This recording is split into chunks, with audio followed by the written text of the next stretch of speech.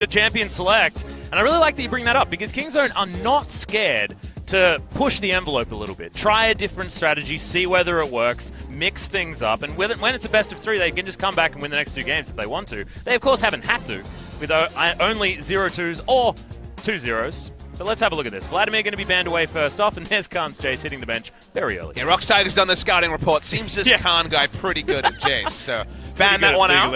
It also is a coverage for Linderong. If he wants to play Gnar. He actually hasn't played Gnar this season. That's not necessarily a huge pick for Khan either. So given the Gnar priority is a bit lower, we'll see if someone returns to it in the draft. No one's allowed to play bouncy castles anymore, as Galio's banned away every game. Somehow, the more things change, the more Galio remains banned. Yep, exactly. Interesting, though, that Kingzone are going to be banning that one away because BDD was, of course, historically a fantastic Galio player. It's a bit of a... First pick really does pigeonhole you because it's not a flex pick. You like to pick it with the Jarvans, with the other red sort of side, like, combo it feels so pieces. good, as you say. You get a cool combo on red side, but on blue side, so far it hasn't held the same value. See where that go from here. And Zoe banned. Okay, so we saw BDD kind of run rampant against the Zoe from Ian, but that was against MVP, so hard to say. Well, that was just a one-off, and Azir versus Zoe does seem at least slightly to the favor of Zoe, so just going to hold the respect there. This is Kingzone kind of saying these 3 champions are annoying, we don't want to deal with them, rather than kind of power picks. Yep, well, ROX Tigers, I guess you could say the Galio is a power pick, because Lava was the first one to re-debut the Galio into the meta, and Tom Kench means that support might be pretty highly prized here. We're getting more and more into a Taric meta. Kingzone love the Braum, with Gangplank available.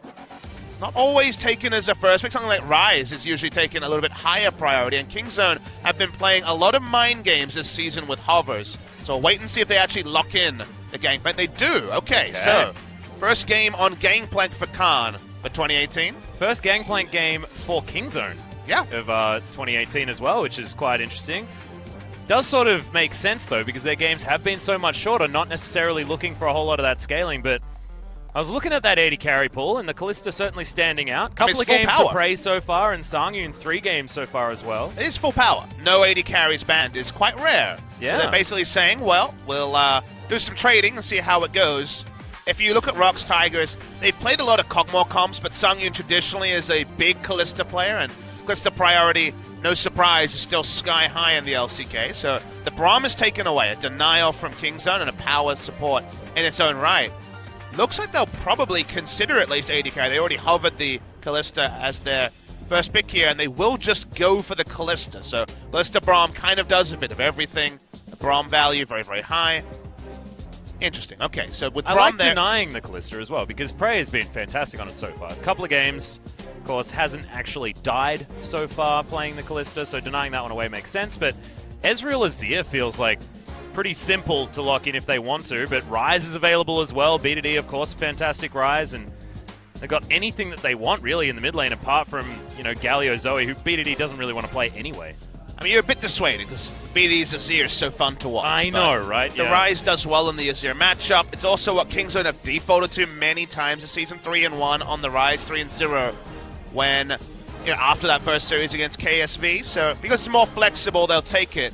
Kingzone have pretty much the gold standard of a draft on blue side in Korea, because now their ability to play side lanes is insane. Gangplank can ult minion waves across the map. Ryze has the Realm Warp for rotations. Rotational play, macro play from ahead when you have Gangplank and Ryze is tremendous, and already they've got an Ezreal, so they're like, well, we can go for engage, we can go for peel. Ezreal has self-peel, so you have a lot of options. Kingzone have not shown anything. We are waiting to see what the top lane choice by Linderong into the Gangplank is, with the Vlad being first banned on blue side. I do really like what ROX have done here, though, starting off the bans. The Alistar being taken away means that that is another engage tool that Kingzone aren't going to have. Because so far with these 3 champions, yes, like you say, really solid as far as getting those side lanes working, but if they want to actually start a fight, they don't necessarily have that just yet. So I think also feeling like a Jarvan could be an option here to take away from Peanut if they want to, just because he also has a bit more of that reliable engage with the Cataclysm to try and get him in there. Yeah, if you can deny any engage and just make Kingzone kind of reliant on Snowball or on Vision Plays only, then I can understand that perhaps you'll feel good, even if Kingzone can just, you know, roll the laning phase and it not matter. Denying a win condition from them is always good. Taric is looming as the likely support with so many top-tier supports taken away, unless Gorilla wants to get frisky. You know, like you say, when it comes to initiation, a Leona out of nowhere would be pretty attractive. Ornn ban on blue side because ROX have already shown their support, and Braum answers the Ornn. So top lane Ornn against Gangplank we've seen do very, very well, at least in the early laning phase when it comes to getting a CS lead and providing that reliable initiation. So depending on which region you're in, he also solo kills all sorts of top laners as well. Can be terrifying, but there's the Jarvan that we were looking at. And of course, ROX with the first pick here, Song1, have been playing far and away a heck of a lot of Jarvan so far this season. And that one will be taken. So now what does Peanut hop onto? Does he get into playing the Zac, or is it just going to be a Nidalee comp? Oh, baby. Oh, it is. Okay, so who needs a tank? Who needs initiation? Let's just go for some poke, smack people around, and then use Gorilla's Cosmic Radiance if we ever get engaged on and turn it all around. And the Taric also allows you to skimp on tankiness. Now, usually that means one tank, which is the Taric himself here. You'd probably prefer a second one. The reason why you like the Taric is because you can pull off the Baron baits that have failed a lot of teams. Isn't a lot of teams tried a 4-1 Baron with a Kha'Zix tanking it. He basically dies the first couple of shots, and it's all over. Thoughts here for ROX Tigers. How do they want to bust the Gangplank? Nars looks like it's going to be their eventual lock-in. They were thinking about the Lucian for lane, but with Taric and Tyr, you basically have what was described as Wraith as a melee range Soraka. You can ult as well. You can actually turn off Baron very well with the Taric, and you can also start it with no tank available. They don't even have one outside the Taric. So flexibility, laning phase strength once he picks up the Tyr. Gorilla brought it into the meta. Everyone's copying it. The melee range Soraka Taric is here. Yep, I love it. I also love Taric into melee matchups as well, because it means he can actually get into the face of those minions and start spamming that heal pretty early on. If he does have that Tyr, get that one stacked up.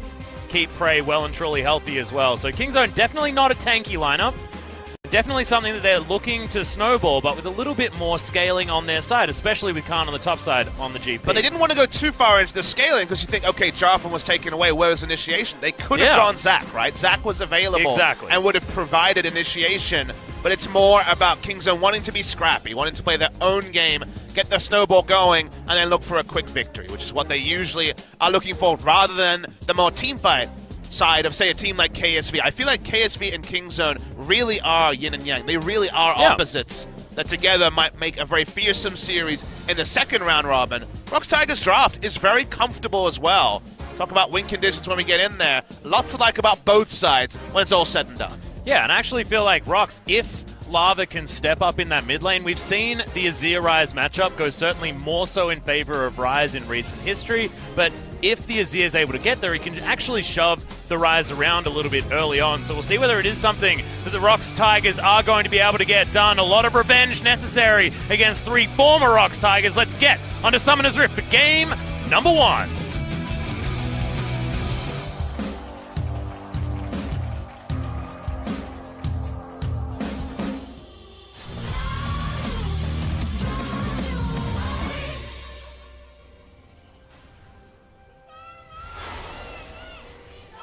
소환사의 협곡에 오신 것을 환영합니다.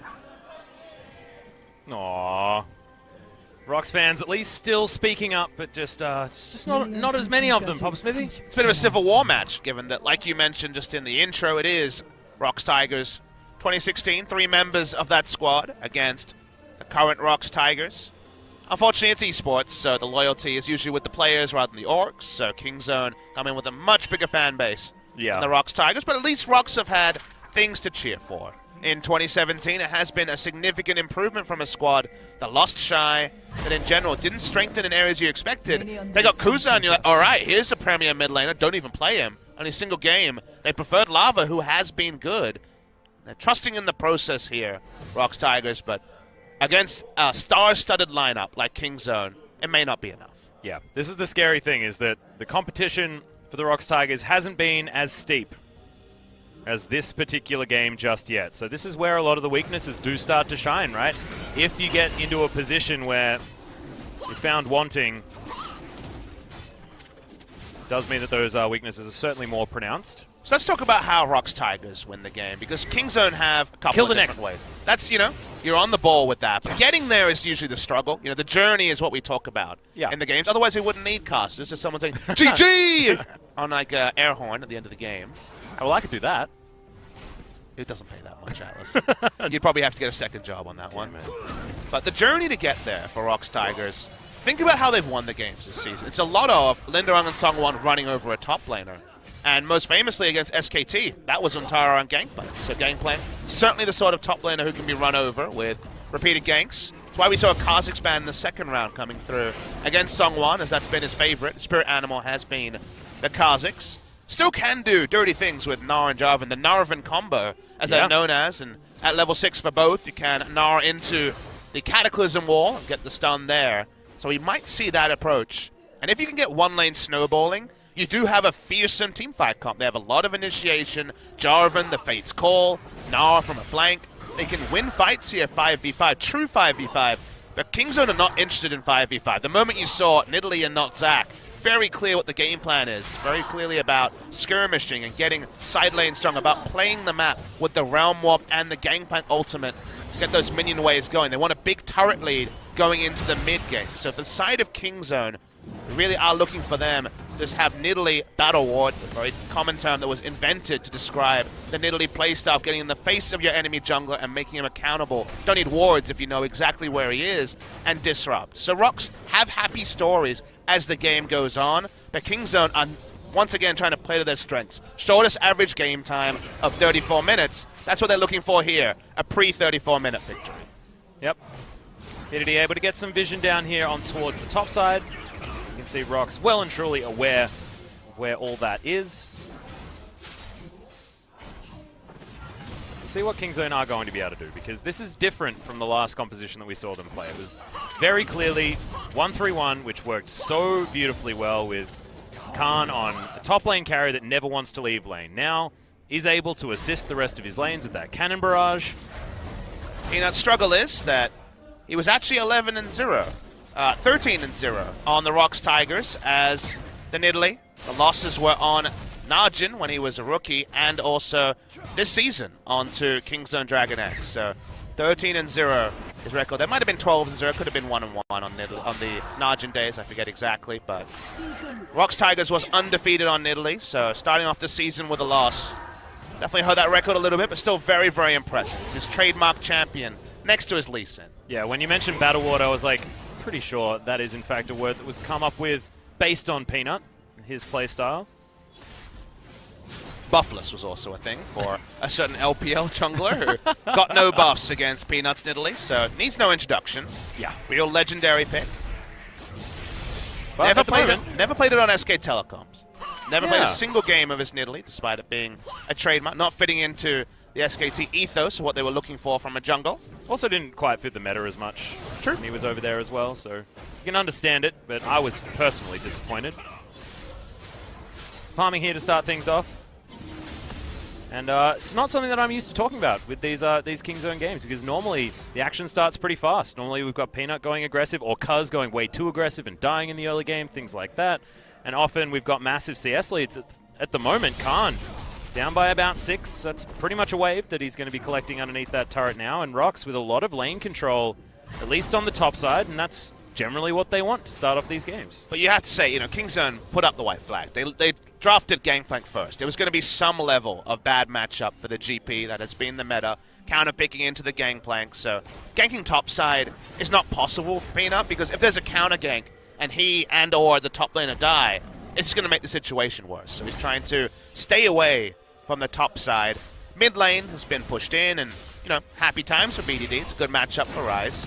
And then bot lane is Ezreal Taric early game, so you're not going to be doing anything there. So they want a lot of options, so he's just happy to hit his farm spikes, get the Tracker's Knife, start getting defensive vision wherever possible. And they can always reassess when ultimates are available. Specifically, Gangplank picking up his ult allows cross-map plays to be so reliable to see it pinged, just as I mentioned the point. So that was very good timing, Papa. It's a smart restraint from Peanut. He doesn't need to be the star on Nidalee from the starters. Whoa. It's an aggressive teleport, but it's just a Braum. Yeah, it's just Key turning up. Oh god, another Spellbook support coming in. Gorilla actually going to be opting out of it on the Alistar this time around. He needs some tankiness. His team has Sorry, no on tank. the Taric this time around. He's going for Guardian Taric because, you know, at the end of the day, that's all they have for tankiness. So someone needs to role-play a tank here. And that's going to be Peanut. Notice that Sungyun doesn't go for the Spellbook Callista that Teddy was having a great time on yesterday.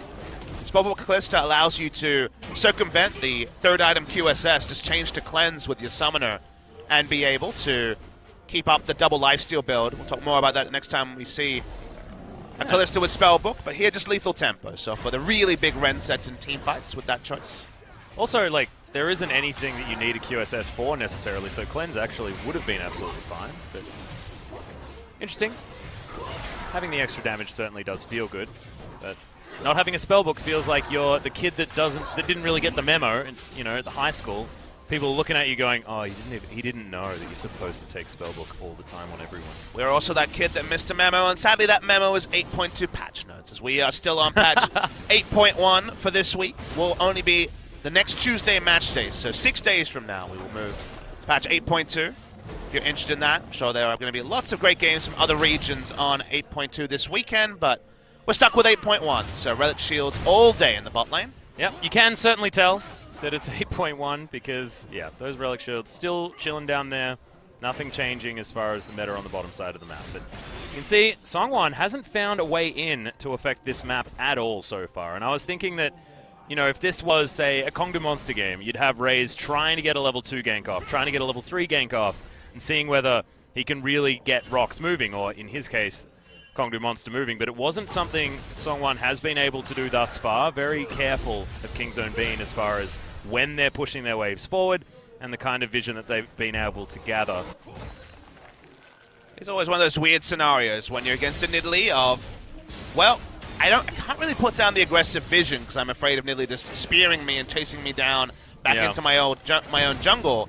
Then you don't have advanced vision, and then you're not likely to gank because you're unsure where the Nidalee is. So unless Nidalee's on a ward, there is that innate risk with making an aggressive play, even with Flash Up as a Jarvan. So end result is that Khan is in the standard 15-ish CS down on Gnar around 10 minutes mark, but no ganks happening, like you say, means that the tempo hasn't been set by the ROX Tigers yet. Yep. Kleptomancy also means that Kingzone are just ahead. Even if the top lane is winning for ROX Tigers, double Kleptomancy is pretty busted. And having a CS advantage in the mid lane also helps out. BDD having a great time, wanting to grab that Catalyst as soon as he possibly can. Probably can afford it right now. He hasn't been back for quite some time. And 3 tiers for the old ROX Tigers. Now, oh, really? Like Kingzone. tattoos under the eye? I mean, look, they actually have 3 tiers. Yeah. Oh, man. It's like one of my really bad solo queue games. It's 3 tiers and a Frostfang. A lot of blue items here. Oh, wait. 3 tiers on different players. Yeah. Okay, that's better. That's much better. I mean, the post-game screen, you can sell some items to make it happen, but a lot of tiers going on. Tier Taric to make him that true Soraka. The build, if you're wondering, in terms of skill order, it's usually Dazzle level 1 just for a bit of lane presence. EWQ, you know, so a bit of everything. You go a second point in Q because then you get 2 heal charges, so it matches your passive. Gives you basically 100% uptime on getting a decent heal on the bot side. Then you get a tier, you max Dazzle for lane control because he does pretty good base damage. You can push the minions with it on 280 at highest level, and you can use your abilities with no regard to mana. You can actually be that melee range Soraka. And then in team fights, you have the ultimate. So that's basically how Taric plays out right now. It makes it very non-interactive in the bot lane, sadly. Yep, does feel like that Soraka-type playstyle. Is spamming the heal over and over again. Certainly is effective, but it's not super exciting as a playstyle. I hear a Gangplank ultimate. Yep, some do-do-dunks. I believe that was Lindaran trying to hold the wave in topside and the Cannon Barrage to push it in, stop the Gangplank from being horribly overextended as he walked back to lane. Was off screen, so no indicator on the minimap to tell that, but believe that was what happened. Well, Khan is actually trying to indicate to us, just ping towards the top side of the map, so maybe that was what he was pinging. Someone on his team saying, wait, why is your ult on cooldown? I think he was basically for minion control with the ping even. He was just saying, okay, either they're going to group it or hard push, and I'm afraid of a gank. That was basically a early warning there for Peanut on where the jungle pathing will be. We know that Jarvan's just hard farming. Has gone Warrior in chat. That's fun. It's our first Warrior Jarvan since very early parts feel like week maybe, one. Yeah, very early in week one. First couple of days. I believe it was actually Ambition and maybe Songwon on the first day who kind of had this tete-a-tete where Ambition was like, I believe in Cinderhulk, and then another jungler was back in the Warrior chant, and Songwon going the Warrior side. So Ambition had won when it came to junglers who've been going purely Cinderhulk, but early game damage is going to be there for the Jarvan. I do really want to talk about ROX's ability to build up vision on the bottom side of the map. You can see this trio of wards on the red side jungle of Kingzone, and it's been there and spotting Peanut so many times. I think one of them was even a zombie ward that just sat in a brush that wasn't actually cleared. And you can see ROX continuing to challenge, making sure that Peanut has to be held accountable, and also knowledge of where he is there the whole time. Songwon has been able to stay a little bit more invisible on this map, just meaning that inherently that pressure has been there. It's why Khan was frightened earlier on, and why ROX have just been so calm and collected with how they've played out this early game, despite the fact that they're sort of passively falling behind based on the busted nature of Kleptomancy as far as make and bank. Yeah, they have a lot of control on the bot side red jungle. That's why Nidalee was spotted at every moment walking over wards. Hit level 9 very early. He's actually got the sweeper before Songwon is still level 8, so got to shop in and hit level 9 with the power farm, which takes away some of the power of all the warding we saw come through from Songwon and the rest of his team. But for now, it's just lane control, just pushing in the bot side. They haven't been able to crash an objective. While you might look at this and say, okay, Kingzone, they've got the early draft, we like ROX Tigers in the late game, they're not doing enough. We've already seen Kingzone can kind of farm out to a point and then turn it on and win the game in one single Baron buff power play. Getting something like a Rift Herald, speeding up the game is what they're doing now, one item in. Well, Peanut not going to be able to get the Crimson Bramble back, and there's the stopwatch used. That's going to get BDD out, but Linderong's down here, flashes on top of Peanut. That should be first blood, and it is going to go over to Linderong, but they trade it. In comes Keegan to protect Lava as the Cannon Barrage does protect BDD at the same time, but that's a 1-for-1, and certainly not what Kingzone really wanted in that particular point in time, because Peanut now off the map, unable to challenge. Yeah, Roam was heavily punished there. Great roam down by Linderong from the top side. Gangplank always going to be second. They end up going 1-for-1, but like you say, not ideal for actually getting control on the map. This is the time in the game where Kingzone want to start pushing up vision, want to start taking the Rift Herald. I think Rift Herald, to me, is one of the key objectives here early for Kingzone to start to accelerate the pace of the game. Khan has to back away. ROX is in a good position in terms of their lanes, particularly in the top side. Now it's really all about Songwon's first move, because we still haven't seen a Cataclysm 15 minutes into the game. Yeah. Well, certainly, commending ROX for their ability to control this map and also understanding where they need to have their power. You mentioned the Rift Herald sort of just coming online as an objective that you can actually take. Blue buff not going to be taken here right now. Peanut does decide that he needs to clear everything out on the bottom side first to make sure that Songwon's not going to be frustrating. Lava takes his by himself. It's a little bit sad. The Emperor of Shurima having to do things for himself. Oh, the blue buff that was very was close. almost stolen by Ezreal. Ray had his iron. Yeah, they had a ward next to the camp, so had a good idea of when to ult there. Well, Peanut still moving down towards the bottom side, meaning that Kingzone can pressure, make sure that Songyun and Ki can't be moving towards that outer turret, bottom side of the map. Already, as far as damage advantage, that is in the way of Kingzone. But we mentioned, do have sort of the more scaling comp. We feel like ROX Tigers are probably going to get stronger faster this particular stage of the game. However, at the moment they're playing as if they have the early game composition and they're ready to fight, because Peanut moving himself around, getting himself into position, and he is a power point for them, despite the fact that he went down early. As Linderung on pretty ham onto Khan at the moment, but not too worried. Scaling is a bit tricky to talk about. Yeah, it's an odd question, isn't it? Because they just have different ideas, right? Well, they definitely have the ability to turn on the acceleration, and speaking of... Yeah, Rune Prison does come in. Khan does get the passive down as well, and that's going to be what seals the deal. Khan demanding that Linderung doesn't just get the first blood and go 1-for-1. That's a 1-for-2 now. It feels like Khan's in a great spot. Yeah, skirmishing is what we said Kingzone need to do. Play around how strong Nidalee is early into the game. Didn't even take a Nidalee. It's great roaming timing from BD. Already had 2 points in his Realm Warp at level 12. Gangplank gets ahead. if you look at ROX, you say, okay, Azir and Kalista, probably the strongest 1 and 2 item champions in the game respectively. They're going to have a lot of fun in the mid game. But if there's not enough 5v5, if they're not focusing damage on the team, it doesn't mean as much. Oh no, Emperor's Divide comes in. There's a cannon barrage. Khan's trying to turn it around as Peanut thinks the Lava's going to run away, but he really wants to pick up the kill. Sun Turret is going to focus on the minion, and Khan survives. Stopwatch, the savior once again. That is Kingzone grabbing the first turret, grabbing the money onto their gangplank, and having a bit of trouble down here on the bottom side. Concussive Blow's not going to go off. Really nice dazzle there to stop Key from being frustrating. Sangyun's going to rend in disappointment as Kingzone get away. And out of nowhere, Atlas, look at the gold lead. 3,700 gold from first brick, also the kills. Oh god, Khan just built a Ghost Blade out of nothing. He had a Dirk. He had a Dirk. Oh, right, okay. I saw the Dirk. Okay. Dirk confirmed.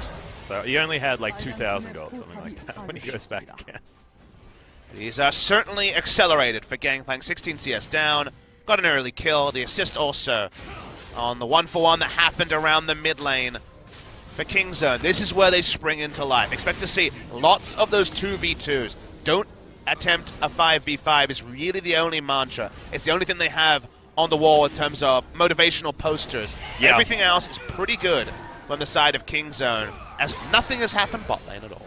Yeah, well, this is what I was sort of talking about, was even the 4v4, if you leave the top lane sort of on an island and assume that Khan doesn't quite have his ultimate available for him, ROX have a really nice 4v4. So that was why I was sort of saying that Kingzone is still playing up towards the bottom side when that 4v4 collapse could come in from ROX Tigers. Still just playing so aggressively, but there's the Emperor's Divide. BDD could potentially be in trouble. Realm Warp isn't going to be used just yet, as there's a Cataclysm, and he's used it too late. Can't quite get himself out, and Peanut, I feel like he was saying bait this, but it just wasn't enough. Yeah, the spear went wide. Peanut took too long to get there. Wasn't really able to turn it around. Connection between BDD and Peanut, still not perfect, we have to admit. Still something that's developing, but not sure if there really was a way to get out of this. Peanut was looking to actually go to Rift Hold. You see the ping on to begin. As he walks up, though, we can't see the minimap now, so we know that Peanut is right now starting to walk over. There was no Realm Warp timing. There's a lot of interrupts available for the side of ROX. Just wasn't to be there. Nice gank timing for ROX Tigers, as the Ocean Drake was taken during that replay. I did actually really like what Songwon did. Waited to use his Flag and Drag until he had to get a flash out of it, and then BDD didn't have the option. He didn't have enough health to throw out that Realm Walk before he died. But now going back, we'll see whether it's going to be a very early Zhonya's. It looks like it, with the Arm Guard already completed. So making sure that he will have the ability to use that very frustrating combination to get his way out of trouble. Second professional game for Khan on the GP. Usually more about lane dominance than this role, but at this point he's basically lane dominant. He is massively accelerated, about a item ahead of his opposing number, so while he doesn't want to run straight at the Mega Gnar and get stunned against a wall, he certainly in a great place to fight. And what do we say? Get this objective, get the Rift Herald, just about to despawn. They get it though, and from this, if Kingzone can rotate with their bot lane, put down forward vision, and start rolling the turrets down, keep playing the skirmishes we've discussed so heavily, they're in a great state to accelerate the pace of the game and continue to deny true 5v5. Now Praying Gorilla still moving down towards the bottom side, not moving that bottom lane anywhere else. And we'll see whether that's where the Rift Herald is going to join them. But the ROX Tigers able to get a really nice shove on this outer turret in the mid lane, and that'll just go down. Lava, all of that attack speed, utilizing his Nash's Tooth, smacking that thing away. Sangyun mixing up the build path just a little bit with his Rage Blade complete. Interesting. Rage Blade lethal tempo. We saw this attempted by Kramer for a Freak of Freaks, but got rolled over in lane and it couldn't work. Risky to go, but if you can get away with it in an extended laning phase, Rage Blade does, when it's fully stacked, apply 2 spears for every Phantom Order and get a lot of power out of that Devourer-esque effect as the fights go on. Does mean that he's going to delay his Blade of the Ruin King and also his Hurricane, so team fights are going to be delayed a bit with this build. Yeah. If those sticks had been pulled out, that could have been scary. Sangyun demonstrating exactly your point there, Pop Smithy. See, he throws a whole bunch of them as Lava doesn't find it that time around. Empress Divide just going to be jumped out of the way of. Does get a flash out of Peanut though as BDD. He could be in trouble. Does get the shield from the passive though as Songwon's in trouble. Another Rune Prison does need to be there, but Lava, he's got the damage. He's got enough. He's commanding respect. You see ROX Tigers actually forcing Kingzone to make defensive plays in a way that certainly MVP were not able to. ROX have a good position on the map. Lava's doing very well in the mid side. The rotation with Key walking over, getting demolished Brockhoff was big as well, forcing Peanut to take the blue buff away. So when it comes to the map control, that the moment we saw Rift Herald, we just kind of plugged and played and assumed that Kingzone would have. ROX Tigers answering it very cleanly, waiting to see where that Rift Herald is put down. About 50% left on the channel. Yep, about half the way there. We do talk about ROX not necessarily making proactive plays as far as actually fighting Kingzone, but their vision has been so good. And aggressively placed as well. We noticed that had the vision of the blue buff meant that Lava was able to contest, like you said, denying that from BDD. But look at the pink ward that's so deep on that blue side. The bottom side of the jungle, I think, has been permanently at least quadra-warded. And ROX, now there's no vision on this Baron that spawned 2 minutes ago. Okay. That was almost going to be a Nunu Azir-esque play that we might see on the new patch. Think better of it. If that was a Cinderhulk instead of a Warrior Enchant on Jarvan, who knows what might have happened there. But tricky Barons around 20 minutes were a big favorite a year ago, but not so much common right now. Would have been interesting if Key was going to be able to pop over there, potentially help out that one. They have a lot of hops. In fact, their whole team can hop over. Yeah. One of them has one that's even called a hop, I believe. Kingzone really wanted to keep the bottom lane phase going as long as possible. Keep Kalista and Braum away from being able to join into the skirmish as we discuss. Instead, the laning phase is ended not with a turret going down, but just some rotational play on the side of ROX, and also the advanced vision they had to be able to move from bot to mid lane safely. Good vision control on the red side, kind of the entire game by ROX Tigers allowed things as I hear Fate's call. Yeah, Sangyun getting himself in there as Gorilla does have the Cosmic Radiance. It goes off, but is he going to be all right? As the Cannon Barrage, gigantic damage. They get one kill. Is Prey going to survive? He gets over the wall. Khan moving himself in, and Linderung, he's going down so low, survives for a long time. Cataclysm, Prey just turns it around. Realm War comes in. BDD will say goodbye to the little Nah. And ROX, underneath their turret, lose the fight 2-1. Yeah, they're not able to have enough tankiness to re-engage, and Kingzone come from all angles. They continue to. Prey walks up. There's that Rift Herald we talked about. Answering mid lane turret. Close fight there from both teams. Understandable with ROX's comp, but Kingzone aren't done just yet. This is exactly what their comp wants to do as well. Grab a couple of picks and then siege, using the Nidalee, using the poke from the Ezreal as Key. He's going to reap the benefit for Kingzone on that one. That is going to be inner turret in the mid lane falling down. It's precisely what this composition wants to do. Oh! Probably wouldn't have killed him as he'd already started to get his Relic shield from the quest back up, but very close. Now, watch the replay. This looked like it would be very close. Gorilla has to use the ult, so he's basically out of the fight very early. Linderung uses his ultimate to try to continue to get things going. Prey gets out after walking straight in, but as it continues to go, suddenly Key, Linderung, and Sungwon are out of the fight. They no longer have a front line for their two threats to do damage in. It's another reason for the surprise for the Warrior Enchant. Feels like Jarvan's helping really should just be buying time with his CC and being unkillable in the front line. He's relatively killable, even after pivoting once he completed his Warrior Enchant.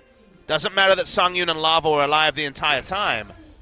Not able to win the fight. No, not quite there. And I do want to shout out to Prey. That arcane shift over the wall to dodge a Nah, and then a flash back over the same wall after Linderung's flash to dodge a wallop. Just great things. Just incredible. Arcane shift back up again to get out of the Cataclysm, turn the fight around. But speaking of fights, Realm Warp to get BDD right in amongst this one, as Key could just be that first pick that we were talking about. Prey doesn't quite find the ultimate, but Stopwatch is not going to save the big Braum, who sacrifices himself, of course, certainly lore appropriate, but not ROX appropriate. That is not what they want to be seeing. Is 6,000 gold now the lead for Kingzone, DragonX, and a Baron is going to be the call. So ROX Tigers with only 4 members can turn this into a 50-50. The Kingzone, you have to feel, have a way of making sure that this one is secured. But look at all this damage from Lava. The barrels doing a fair bit of work. Kingzone turning that one around. Flash out from Sangyun. Scary times. So couldn't say on it. Re-engage. Songwon, okay, goes in super aggressively, but Linderung, he's the one that takes down Gorilla. He's going to sacrifice himself for it, though, on Lava. Now at half health, the spear just grazes his backside on the way out. Minion wave in the mid lane means Kingzone are going to move themselves back down there, clear things out, but then potentially just go back and try again. Peanut says he wants to Dragon before that happens. Even that one out.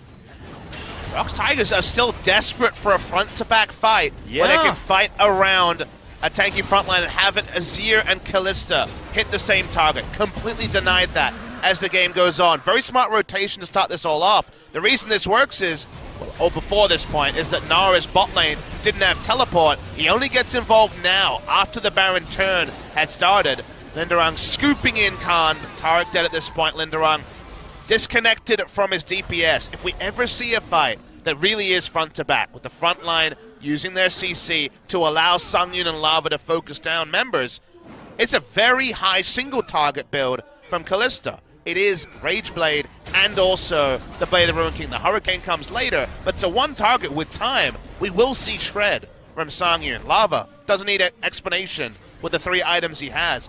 ROX have huge damage, but if we see Kingzone continue to play around the Realm Warp, continuing to abuse things like teleport timing, we will never see the 5v5 that ROX feel confident they could win. Yeah, and if we see Songwon and Linderung engaging without any of their DPS there, it'll also be the same story. I mean, they ate up a lot of focus from Kingzone. You saw the fact that Kingzone had to spread themselves out. There are pick opportunities there because the Gnar was threatening everyone, but there was no DPS. There was not even any key there hanging out to try and help this one, and it was Songwon that actually engaged the fight.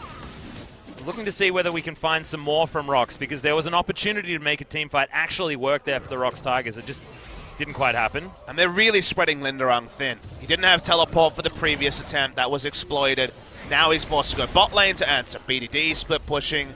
So for now, the map movement that's possible with the Unsealed Spellbook and Ryze's semi-global means that Nara's never been in a position to predictably teleport in and make a Nara ultimate play. You look at Kingzone and their general mobility, short of a Gangplank and Tarek, it's very difficult to actually make a predictable play against Kingzone because they have the ability to disengage in multiple different ways. So making Linderung actually powerful in this game going to be a struggle unless Kingzone really stick on to an objective like the Baron. At the moment, they are just threatening multiple lanes. You can see everything shoving in for Kingzone. Feels like Legacy SKT, you know, moving the vision line up, making sure that they're challenging for everything. This Wraith camp, sorry, the Raptor camp, is going to go to Sungyun relatively easily. But otherwise, everything feels like ROX has to work for it, even if it's in their own jungle. Clearing things out just as I say that. Baron control still certainly over on the side of Kingzone. Lava with some wave clear is going to help things out. So possibly an area of respite just opening up. This is Kingzone's ideal way to play the map. 1-3-1. Ryze on the bot side has teleport for a true global and also his ultimate. Gangplank pushing in top. CS rolling into both members. Of course, answered by CS for the side of ROX Tigers. But the last bit, what happens? What does the 3 do? Is you need to see Prey controlling mid lane, kind of 1v2, 1v3, while we see the invasion from Peanut and Gorilla to get the vision to actually make the map plays. 1-3-1 into a collapse on a single target, into surprising and outnumbering is what you're looking for with a draft like this. Making that happen is all about vision. Only now have they managed to sweep out most of the vision in the red side jungle. Nice actual interrupt on the recall coming through from Lava. The vision is being pushed up. This is where ROX are really stretched absolutely to their thinnest. And let's see what Kingzone decide to do. You can see Kingzone actually know exactly the back timing of Lava here. Sungyun grabs the red buff, but that again is going to be something that Kingzone know all about. They've got that deep vision there. That cheeky ward in the top lane just gave them so much. Haven't moved back to the Baron just yet. What have they moved? If they've moved Gangplank bot lane because he has teleport back, and BDD has changed his summoners to teamfight Ghost Flash. If Ryze is split pushing the top side and they control the red side jungle, you can start hitting the inner turret and then Realm Warp into the Baron to force it. So that's why you see the adjustment. They were waiting out the summoner spell there for Khan. He has his teleport up now. Lane assignment is great. ROX Tigers, they want to catch. Yeah, setting themselves up for it. Prey not taking the bait, despite his name. And they are going to give up on that particular idea. Big wave crashing towards the top side. BDD, of course, responsible for that one. Hurricane is completed for Sungyun, so as far as item spikes, ROX Tigers are feeling fantastic. Lava also has his 3 items, as well as a needlessly large rod. But you saw how much damage Prey was doing. There's a Void Staff now on BDD. This is such a tense part of the game. Oh, yes. This is the part of the game where Kingzone can break it apart, or if ROX Tigers delay it, make the 6,000 gold lead irrelevant, team fights do not suit the Kingzone draft, barring a really significant outplay. So it feels like we're watching the point in the game that will really decide it. For now, Kingzone aren't able to advance their position like they would want to. Okay, could actually be the catch to start this one off. Does stand behind Sang-Yoon, keeps himself safe. Spear's landing, not doing too much, just destroys an overshield, which is certainly what you want. Prey with double buffs, moving over to the Baron. So there is a back coming down for Khan. Wonder whether he's got enough doubloons. Grab himself another upgrade. Phantom Dancer seeming Oh, likely yeah, also. nice. Going for the highest damage build to a backline. Even if you don't have the best 5v5 comp, the right barrel explosion with Infinity Edge Phantom Dancer, and it doesn't matter, they're just dead. So, Yeah. what we're seeing here from Khan, a lot of top laners we've seen recently go for the more laning focused build. Don't build the Phantom Dancer or the Infinity Edge till much later. You know, switch over it to Cuvée, for example. Does this pretty regularly. Khan looking for team fight build as early as possible because the split pushing has gone great. He's not been behind in CS, so he can go for more of a thrift shopping build because he hasn't been forced to buy only the cheapest stuff on every bag. Oh, that feels bad. Songwon forced to give up on trying to kill that pink ward. Didn't want to die himself. This dragon will go down very easily. Peanut locks that one up. A couple of oceans have fallen now. ROX, of course, thankful that they were able to get at least one just to make sure that Elder Drake is at least challenging that of Kingzone's. Next dragon will, of course, be that Elder as well as we're moving further and further into this game. Average game time being taken over here by Kingzone. Unfortunate for them, our fastest team in the league might be losing that one to the likes of MVP potentially. I mean, ROX have had a good defense.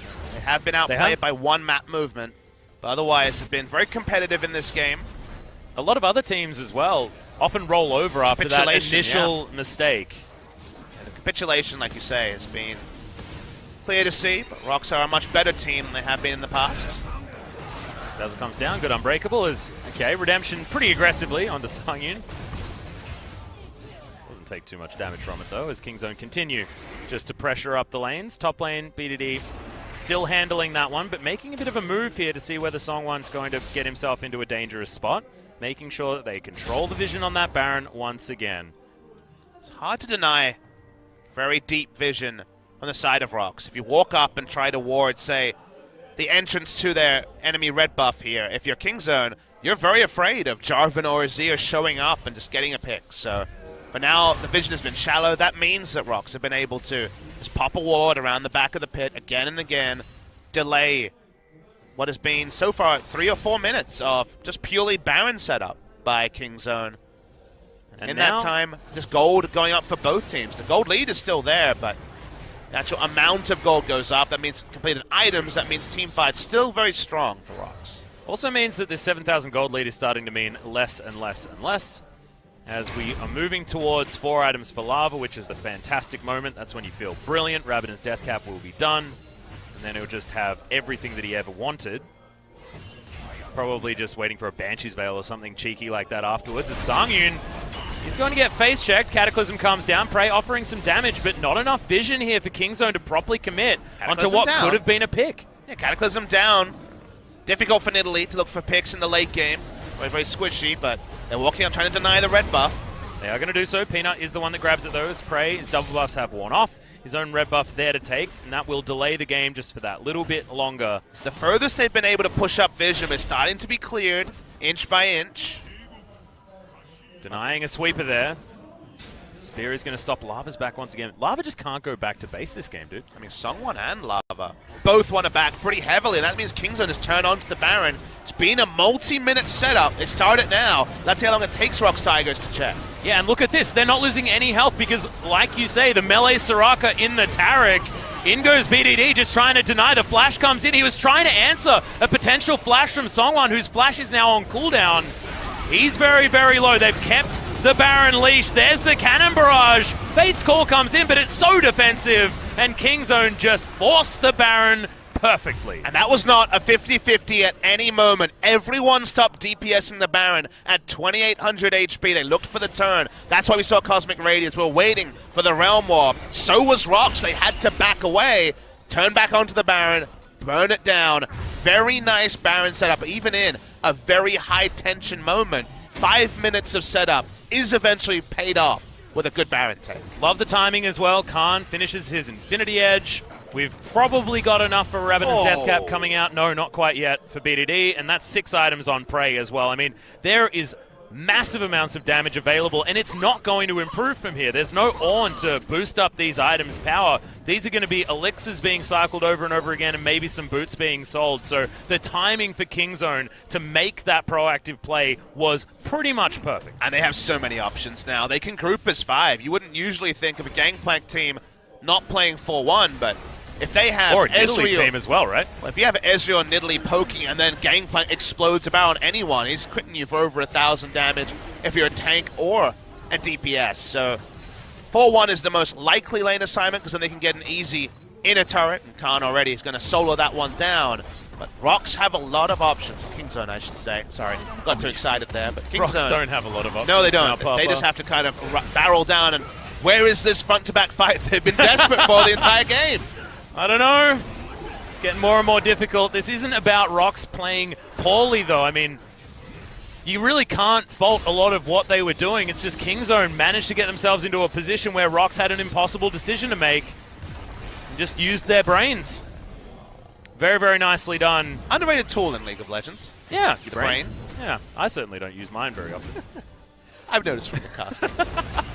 I was talking about in League of Legends, Papa. This is your casting in League of Legends. Oh, you're a meanie. Well, they're pushing up, and it's just the worst for everyone. Kalista trying to wave clear, not getting hit by a spear. Azir wanting to Azir sec someone, but with no control of his jungle. And now no longer in the role of the lane aggressor. And Melee Taric being a Soraka here. Straight up not caring about the turret damage either, as... Okay, Fate's Call was there, but he is not quite going to find anything, and that's going to be another inner turret falling down. Inhibitor turret, of course, in the mid lane was prior to that. And this inhibitor probably should be falling. You can see Prey not under too much threat whatsoever. Has himself the Mercurial Scimitar, which was his 6th item. Which one do you initiate on? Is it the Ezreal Nidalee Taric? Is it the Realm Warp of the Rise? Is it the Gangplank with 6 items? They all seem like bad ideas when the Baron buff is there.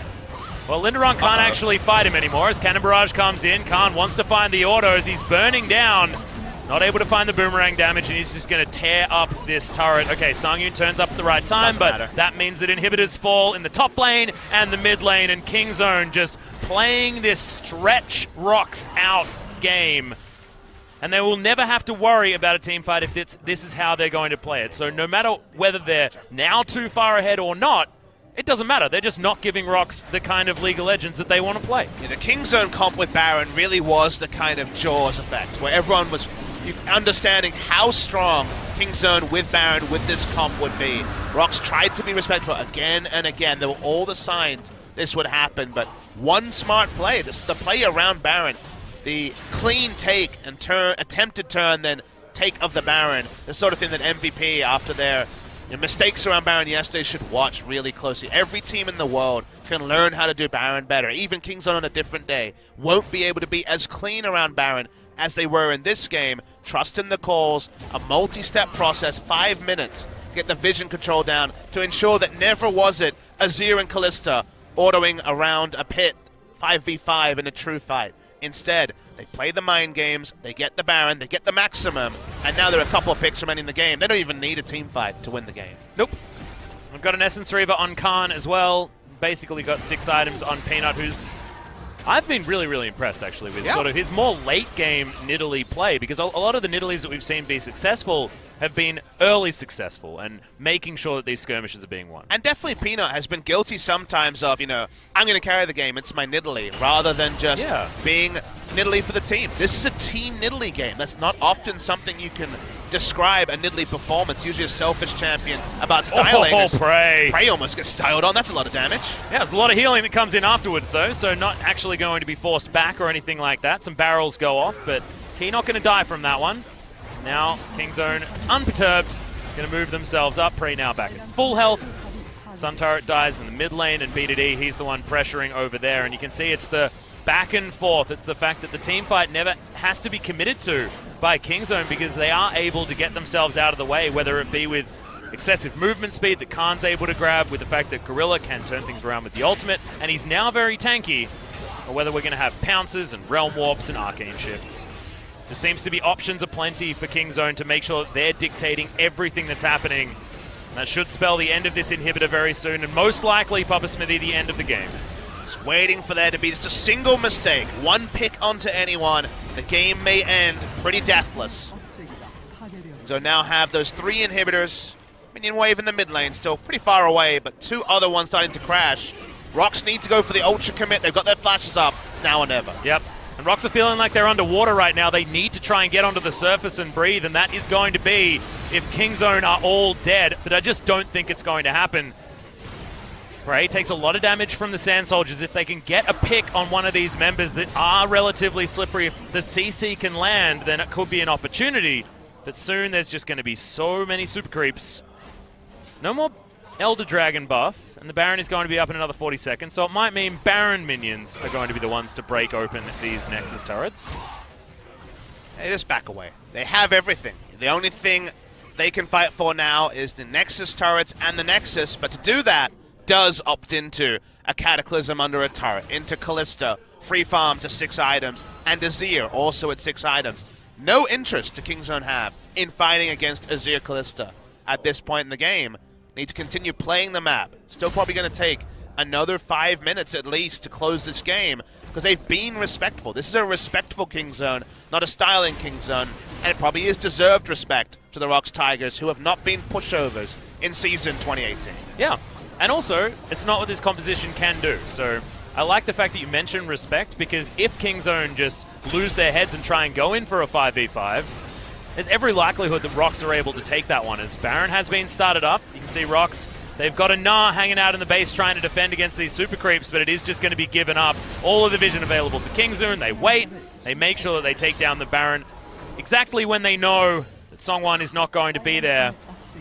And it's been the coordination from Kingzone today that's been so impressive. Oftentimes it's individual plays, Khan doing ridiculous things, Prey having those amazing outplay moments, but this time it's Kingzone making sure that everyone is on the same page and fighting the things that they want. As the Cataclysm comes down onto 3, 2 members having to flash out, as there's the Emperor's Divide, and they grab Prey to start this one off. The Cannon Barrage does a whole lot of damage, and the double kill comes down from Khan. Make that a triple, as Songyun has to flash to get the hell out of dodge. Linderoth makes it a quadra. Could it be the pentakill now for Khan as he's hopped into the realm? He can't get that. Oh, he's teleporting in. He can't actually get over the teleport. Oh boy, he's going to come down. Oh god, okay. They want to give him the penta. Can he grab it? He doesn't get the damage, and that's going to be the ace. The penta's stolen because of Peanut, but that still means the end of the game. Kingzone DragonX take down the Nexus against the ROX Tigers, who had one last-ditch effort and couldn't make it work. But Atlas with a Nidalee draft, Kingzone play a game so clean that if you were taking a shower and tried to wash yourselves with this game, you'd be cleaner than you could ever imagine. Beautiful stuff. The best stuff. Body wash is Kingzone DragonX. I'd buy a bottle for certain. Great performance by Kingzone. One moment where BDD and Peanut weren't synced in the early game aside, basically the perfect game with a draft like that. Such nice stuff on the side of Kingzone. And when you're ROX, you're just like, we never got that fight. How can we never get that fight? I'm sure the coaching staff are saying, but we had the 5v5. Where was the fight? Kingzone were never looking to fight. They were the Switzerland of this game. But in this alternate reality, Switzerland are the world power. But if we look back to Longzhu game, what was our one criticism of Longzhu? It was the fact that they had one style that they played in 2017 summer. They were incredibly good at it. It won them the LCK, but it was the one thing that we had to say about that team that could be improved on. And now, in sort of back-to-back victories, it's been different styles. It was the 1-3-1, then it was the skirmish, poke, and split in the 4-1 scenario. Make sure you got vision control, take down the Baron. Like, this is a strategic Kingzone that we haven't actually really seen, showing so much versatility in what they can play. With the Nidalee coming in, with Peanut being confident, opens up compositions that are not just Cuz mining top lane. Great stuff in game one. Yep, absolutely fantastic. ROX will have some opportunities to change things in the draft. Side selection will certainly be switched up, so blue side might help them out, but this is a Kingzone DragonX that is playing like they have something to prove. Terrifying stuff if you are a ROX fan, but absolutely fantastic to watch if you're looking to try and improve your League of Legends capabilities and understand how a game is won. We are going to have a short break, ladies and gentlemen. When we come back, game number 2 between Kingzone DragonX and the ROX Tigers.